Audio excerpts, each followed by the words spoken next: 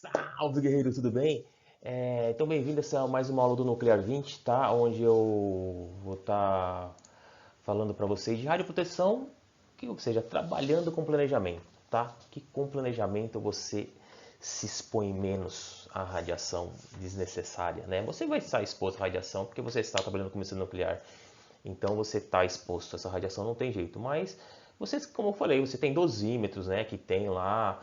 Você vai fazer todo mês entregar esse dosímetro para o responsável da clínica, ele vai para uma empresa onde vai ser fazer o cálculo e todo mês você tem essa leitura, né, e para ver se está tudo certo. Então, se está trabalhando de forma correta, adequada, você não tem problema nenhum trabalhar com medicina nuclear, tá bom? Então, eu vou dar essa aula aqui de radioproteção trabalhando com planejamento, tá?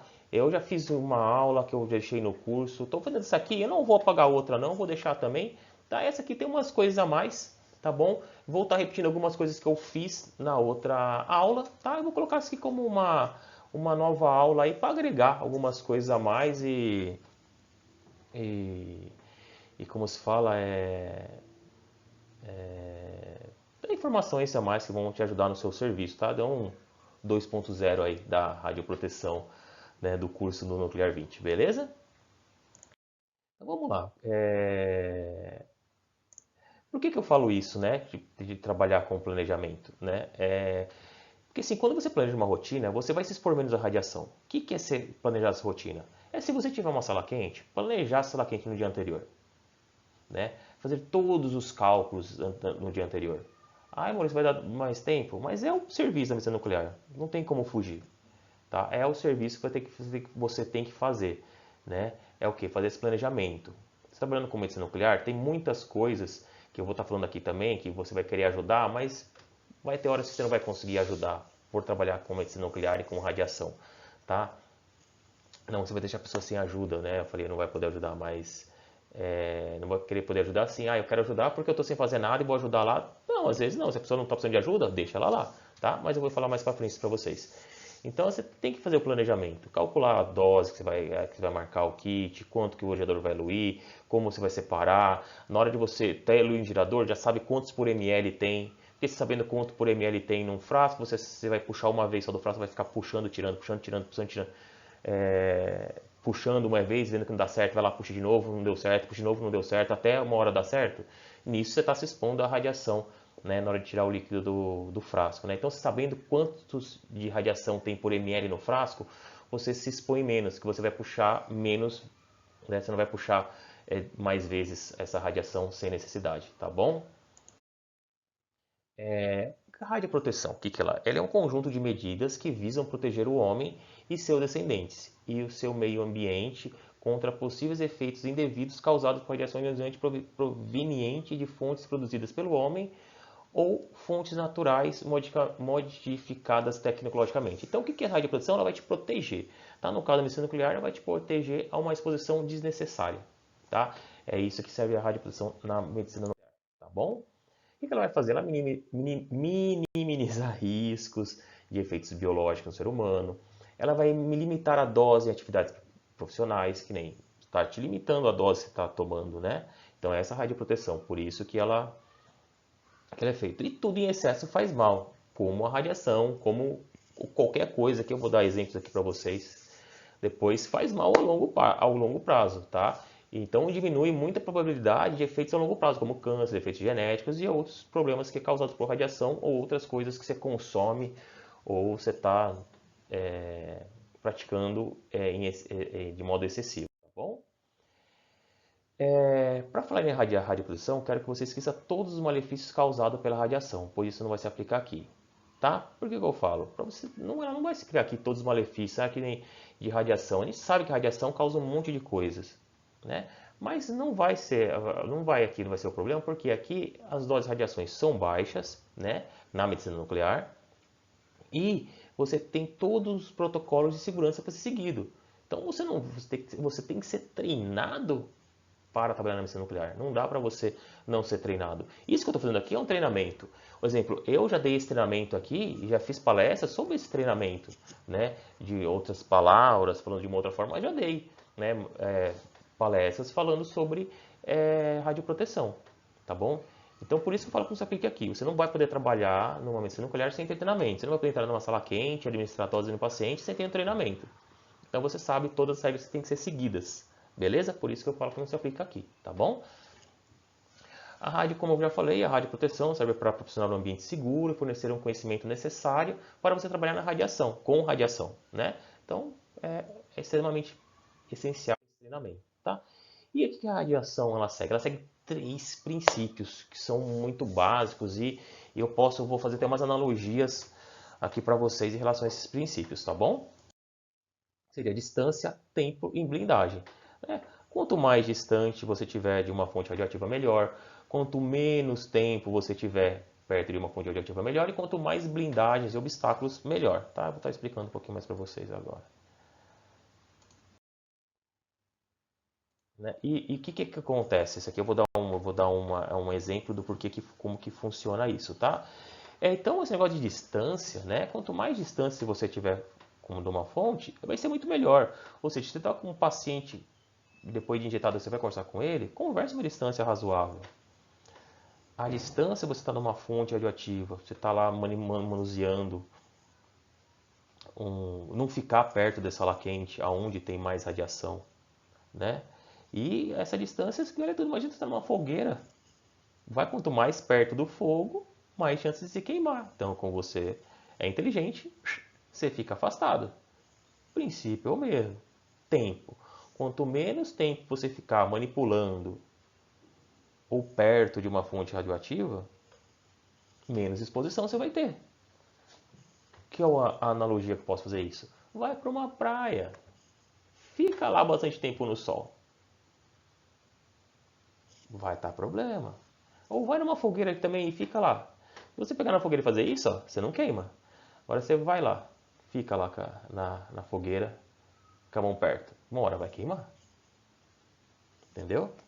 Blindagem. Quanto mais blindagem entre você e uma fonte radioativa, menos exposto você vai estar. Então sempre tenha blindagens. Nas aulas aqui eu mostro, estou colocando frasquinho, você vai ver nas aulas que eu estou colocando frasco de chumbo, de kit marcado de antibilidade de chumbo, manusear atrás um L-shield, né? Tem um L-shield entre você e a fonte, tem um L-shield que é ou com vidro pomblífero, ou com um L-shield de chumbo, ou se está com uma capela, né? Existem vários modelos de sala quente onde você pode estar trabalhando com um monte de bloquinhos de chumbo. Depende também quanto a clínica dele vai investir nisso, né? Então existem vários jeitos, né? Então isso é blindagem. Uma analogia, vamos falar praia, você tá lá na prainha, tudo lá, tudo bem, gostosão lá, fazendo. Fica lá sem protetor solar. Fica lá sem guarda-sol. Eu acho que você vai ter mais problema se você ficar sem manuseando uma vez uma radiação. Se ficar um dia ó, sem ou sem blindagem, manuseando um material radioativo na medicina nuclear e fica um dia inteirinho no sol, sem protetor e sem coisa, acho que você vai direto para o hospital, você vai mais rápido para o hospital no sol. Tá? Não tô, assim, é uma comparação boba, mas assim, você vê como é importante esses princípios, eles se seguem em qualquer lugar que você vá. Tudo em excesso faz mal. Tudo em excesso faz mal, tá? O que difere o remédio do veneno? É a dose. Quanto a dose mais alta, sem controle de um remédio, ela acaba se tornando veneno, né? Então, infelizmente é isso, tá bom? Então aqui eu vou mostrar um exemplo para vocês eu peguei um Geiger e peguei uma fonte e mostrei aqui os princípios de radioproteção comum, é verdade, né? Então, olha lá. Eu estou aproximando, tá vendo? Quanto mais perto, ó, mais alto está ficando. Ó. Quanto mais longe, ó, ele vai diminuindo. Parece lógico, mas então se programe nisso, né? Ó, blindagem. Fora da blindagem, dentro da blindagem. Você não vai ficar zero de exposição, mas você vai ficar numa exposição tranquila. Ó, tempo. Ó, tô passando devagar perto de uma fonte. Ó, devagar, tá vendo como ó, ele sobe? Devagar. Agora, você vai ver que eu vou passar rápido. Lógico, você não vai correr, né? Mas você entender, tá vendo? Você passa rápido, ele quase não sobe. mas você tem uma exposição, mas uma exposição controlada, tá bom? Então é isso que eu queria mostrar para vocês, tá bom? Nesse vídeo, tá? Então aqui é um tipo de blindagem, né? Ó, isso aqui você para inalação, né? Você inala, o material radioativo está aqui dentro, né? Para fazer inalação. É lógico, quando ele sai daqui, você está sendo exposto, né, ao gás, mas o maior quantidade de radiação está aqui dentro. Então, como eu falei, não que você vai ficar totalmente sem exposição, você vai ter exposição à radiação, mas uma exposição controlada, tá bom? E aqui, ó, é um L-Shield, tá? Tá vendo, ó? Então, um L-Shield, vidro plumblífero, olha o tamanho do vidro. Olha o chumbo aqui, ó. Isso aqui, digamos assim, é para um FDG, tá? Você mexe com FDG, galho 68, tá? Que você tem uma radiação maior, você vê que a blindagem é bem maior, tá bom? Então, você vê que é tudo controlado. Quanto maior a radiação, maiores as blindagens, né? E mais cuidado você tem que ter. Ficar menos tempo.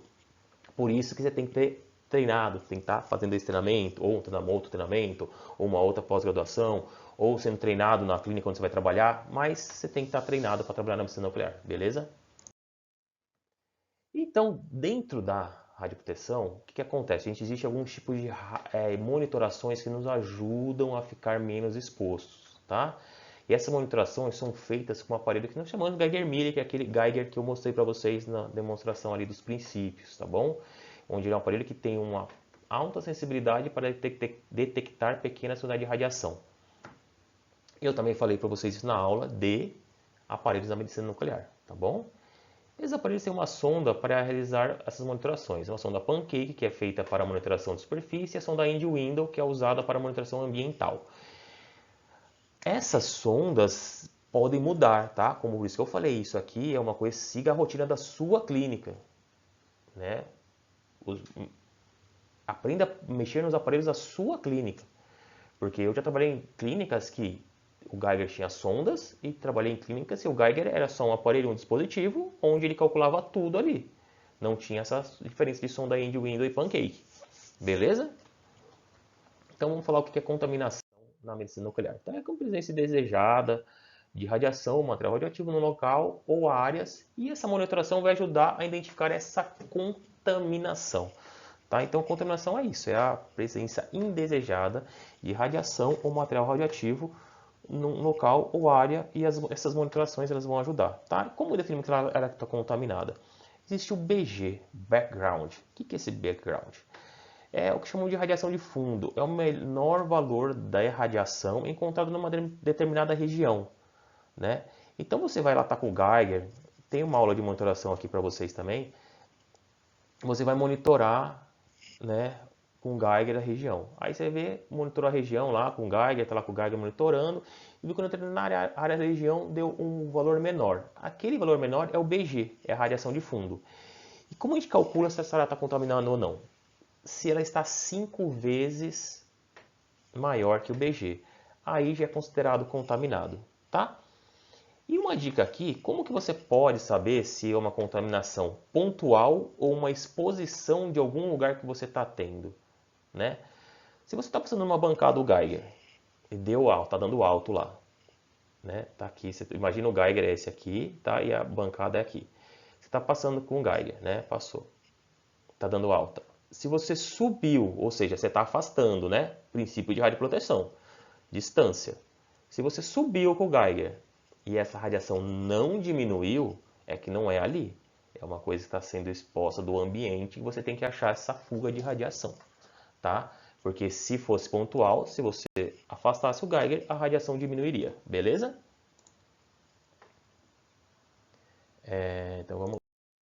Então vamos para o tipo de monitoração. Né? A monitoração de superfície, ela serve para verificar a existência de alguma contaminação com material radioativo em determinadas superfícies. E essa monitoração ela é feita diariamente, né? Ou quando houver necessidade de verificar possíveis contaminação no local, por exemplo, bancada, pisos, maca.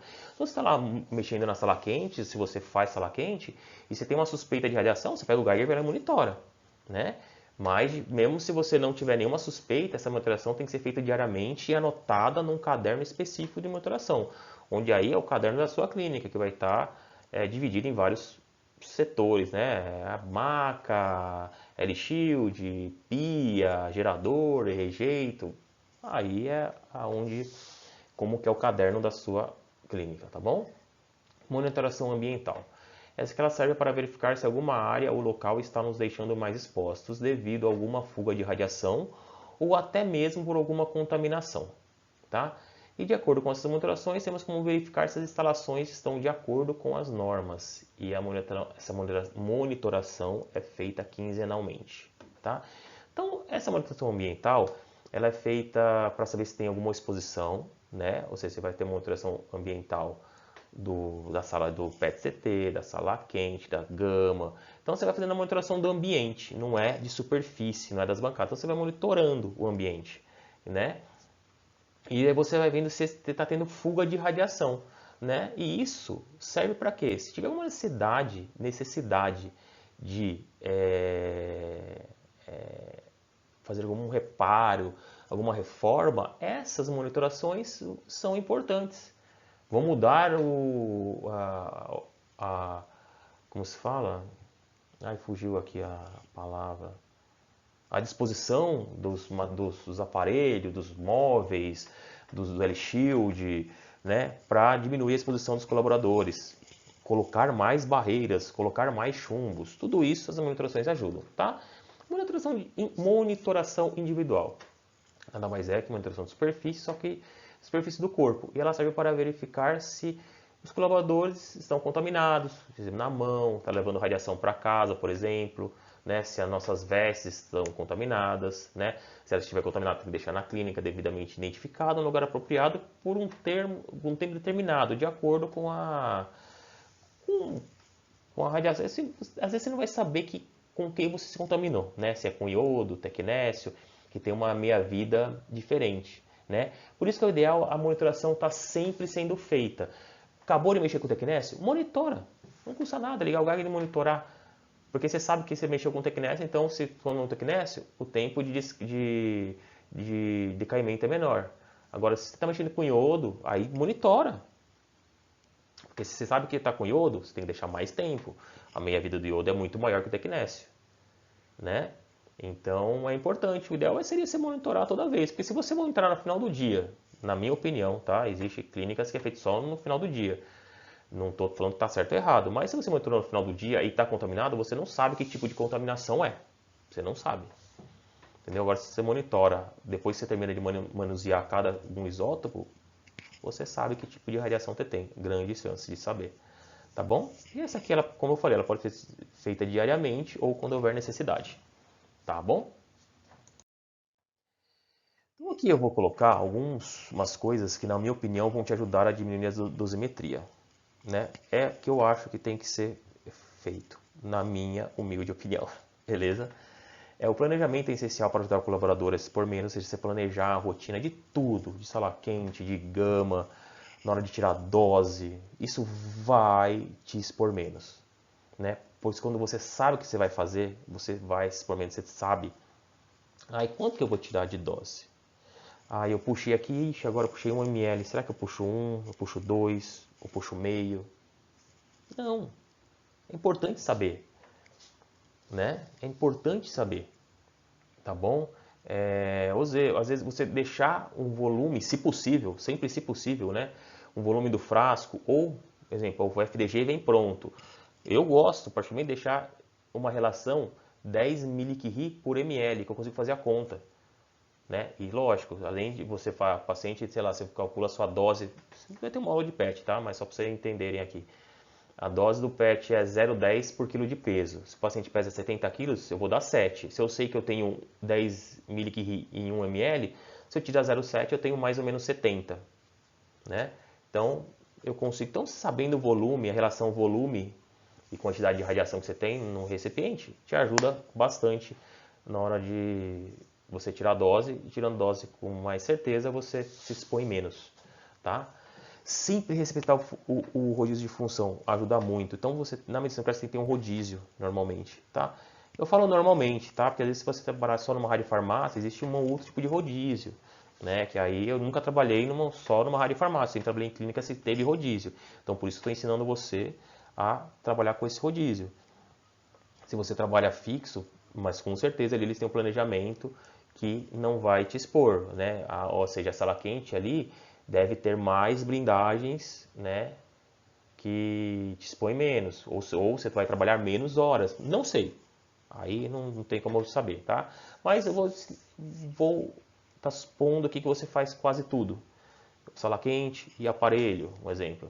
Então, se você faz sala quente, você tira a dose, marca kit, aparelho você precisa no paciente. Então, respeita essa... Na semana que você estiver no aparelho, fica no aparelho. Não estou falando para você não ajudar a pessoa quando ela necessita de ajuda. Mas temos que tomar cuidado, tá bom? Tomar cuidado com a posição do dosímetro, tá? Onde o dosímetro está. Se o dosímetro, você está mexendo no dosímetro, ele está chegando mais perto do que você fica pendurado, ele chega perto de uma fonte radioativa. Olha onde vai estar o dosímetro, se ele está protegido, né? Ele tem que estar exposto. Mas às vezes, sei lá, você tem um jaleco, né? Você está aqui, aí você coloca ele por dentro do jaleco, aqui assim, nunca é para esconder o dosímetro, isso não vai bloquear que o tecido não bloqueia a radiação. Mas se por um acaso, por um acidente, que é uma gota de tecnesse, você não viu, ela caiu na roupa e não caiu no dosímetro. Tá? Vai estar perto do dosímetro, vai estar, mas não caiu diretamente. É tudo ideias, é tudo coisas que isso pode ter sentido para você, pode não ter, mas é o que eu acho que ajuda, como eu falei, na minha humilde opinião. Tá bom? E como eu já falei para vocês aqui, queremos sempre ajudar, sempre queremos, né? Normalmente o profissional ele sempre tem aquela proatividade de ajudar as pessoas, né? Mas na medicina nuclear tem que tomar muito cuidado com isso. Por quê? Se você está numa página, você está no PET, que eu gosto de sempre assim, se eu estou no PET, eu sou supervisor ou gosto de organizar o rodízio do PET, eu gosto de separar quem faz a medicação, quem prepara a medicação, fraciona, quem prepara o paciente e quem está no aparelho.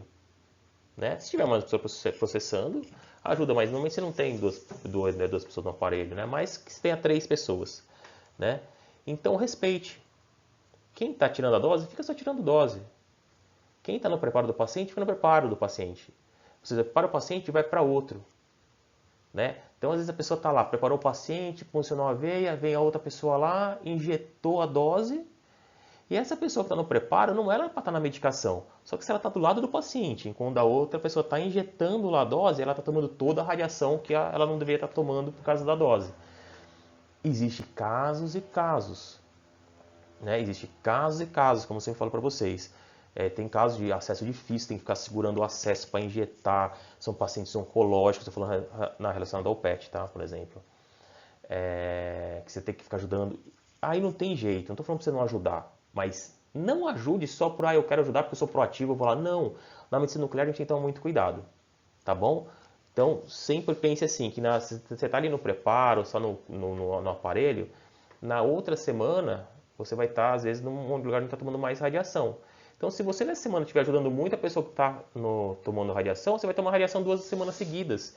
Isso aumenta a dosimetria, beleza? Então, é um conselho que eu dou, tá bom? Sempre que se possível, orientar o paciente antes de administrar o fármaco, ou seja, falar com o paciente, o que você vai falar bastante, fale antes de administrar. Depois de administrar, fala o mínimo possível, tá bom? Quando falar com o paciente, se manda sempre uma distância adequada, como eu falei, distância, né?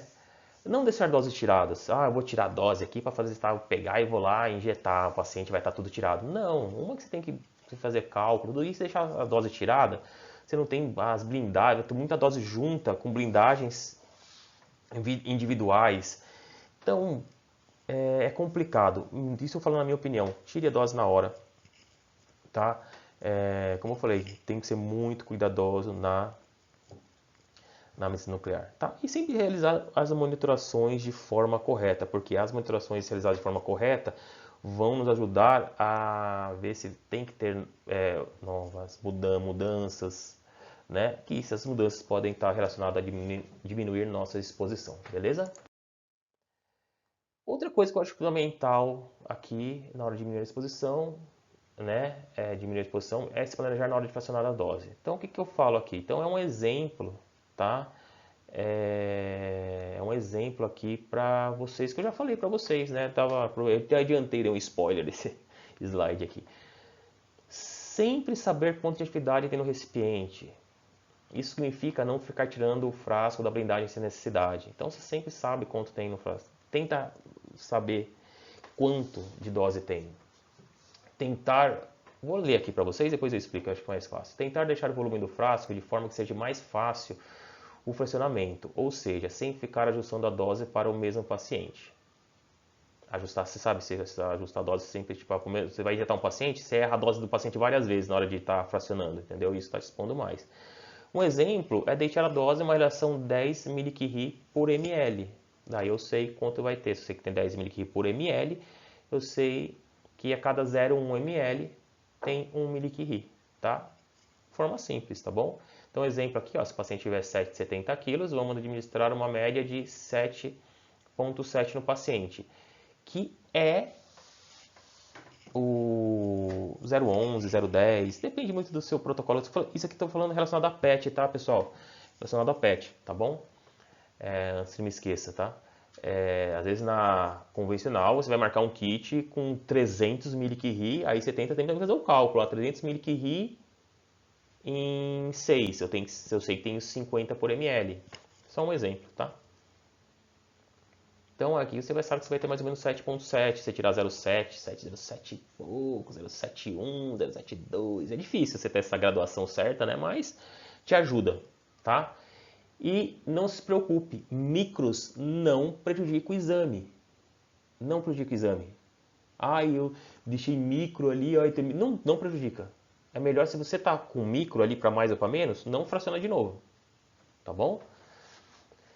Mas lógico, não é tão fácil assim, tá bom? Não é fácil, tá? A gente tem que considerar o decaimento. Por exemplo, para o flúor, o decaimento ele é calculado aqui, ó, se você marca um paciente a cada 20 minutos, o decaimento do flúor é 8% a cada 20 minutos, tá? Então ele decai 8% da sua atividade inicial a cada 20 minutos. E do tecnesse é 9% a hora, tá? Porque eles têm meia-vidas diferentes, tá? Eu já falei de meia-vida para vocês, não sei se estão vendo essa aula antes ou depois, mas tem uma aula lá de meia-vida, tá bom? Não há necessidade de, depois de fracionar a dose, puxar um pouco de soro para tirar a atividade da agulha. Ou seja, você puxou a dose, né, e você quer injetar. Para injetar, você vai tirar a agulha da seringa, né? Você tira a agulha e injeta. Se for, estou falando no caso do PET, tá? Ou de caso que você injeta com scalp, né? Você está injetando com scalp, gel, com abocate, aí qual o dispositivo que você usa, às vezes você não injeta direto, né? Se você injetar direto na veia com a seringa, você não precisa fazer esse procedimento, né? Que tem gente que faz. Mas se você usa dispositivos para injetar, um scalp, abocate, normalmente você tira a agulha da seringa para injetar. Não pegue, um exemplo, a seringa e puxe soro para tirar o resíduo que ficou de atividade na agulha. Isso não faz diferença na hora do exame. Beleza? Não faz diferença nenhuma. Tá? Então esquece, eu vou tirar tudo para sobrar menos de jeito. Esquece. Só te expõe mais a radiação. Tá? E nunca comece a fracionar a dose sem saber quanta atividade tem no frasco. Nunca. Porque se você puxa lá, chegou lá rapidão lá, tirou a dose, eita caramba, 100 mCi, entendeu? Então tome cuidado, tá bom? Em relação ao iodo, o iodo, estou falando aqui ao iodo porque o iodo é a minha vida mais longa, tudo, né? Tome cuidado ao manusear o iodo. É muito importante o manuseio do iodo. Toma muito cuidado pela meia-vida de 8 dias. É uma semana mais, né, de meia-vida. Se você contaminar com iodo, essa radiação demora para sair. Existe jeito, né? Você passa água, saneante, água corrente, tal, um monte de coisa. Colocar luva que suando a mão, ele vai eliminando também mais. Mas é complicado, tá? Mexer com iodo é complicado, tem que tomar muito cuidado, tá bom? E como a radiação dele é maior do iodo, quando você for falar com o paciente, sempre falar com o paciente antes de administrar qualquer dose de iodo, principalmente se for tratamento, tá? Sem perguntar se o paciente tem alguma dúvida de tudo que você orientou antes de administrar a dose, para ele não ficar falando com ele depois de dar a dose. Sempre manter uma distância do paciente, se você precisar falar com ele depois que tomou a dose. E ao levar a alimentação, se o paciente se for para um quarto terapêutico, alguma coisa assim, ao levar a alimentação ao paciente, sempre deixar num local adequado, sem se aproximar do paciente sem necessidade, tá bom? É lógico, isso é complicado, tá? E muito obrigado aí pela aula, mas finalizando, é complicado. mexer com radiação, então você tem que sempre tomar cuidado. É importantíssimo você tomar cuidado, tá? Porque se você tiver se afastado, você pode prejudicar uma equipe. Porque às vezes você vai ser afastado porque não seguiu todas as normas de radioproteção, tá? Então siga essas normas. Eu sei que as pessoas querem ajudar um ou outro. Siga o rodízio, tá? Eu tô dando exemplo aqui para vocês pela minha prática, tá? Então eu acho que ajuda muito quando a pessoa tem experiência e dá. Então, mas também se adapte ao seu serviço, se adapte ao supervisor de radioproteção que você tenha. Ele vai ter também bem mais conhecimento que eu, provavelmente, na hora de estar te treinando. Tá? Escute o que o supervisor de radioproteção fale para você. Ele sabe o que está falando. Tá? Eu estou dando aqui uma aula para vocês, mas o supervisor de radioproteção vai dar uma aula muito melhor. Então saiba, saiba. Beleza? Então espero que essa aula tenha ajudado vocês e até a próxima aula. See ya!